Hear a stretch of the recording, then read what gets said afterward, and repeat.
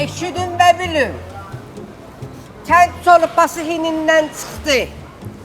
Birlikte Şirin gelip evine pazarlık elemeye. Ay Şirin, ne inirsən sən? Məhəllədə deyilsən, bura Araz marketdir. Bu dəqiqə çıxardacaqlar bizi bayıra. Abi bizi hiç kim bayrağı çıkarda bilmez. Çünkü ben affasız adamım. O değilleri canavarını iğne alan ceyran kaçmağı bacarmalıdır. Hemen o ceyran ben. Of Şirin, düş qabağıma. Axırda kassada bilinəcəksən nəsən. Şirin, deyirəm halal deyil sənə. İlk dəfədir mamandan qorxmadın, mənlə tək gəldin bazarlığa. Tibyazım, mamaya dedim ki seninle bundan sonra ben markete pazarlığa girmeyeceğim.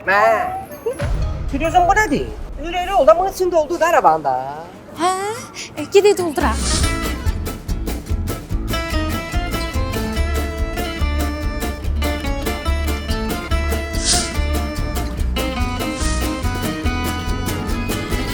Həyatında ilk dəfədir simiclik eləmirsən. Tibyazım, ara süpermarket imkan verir ki ben simicliyim.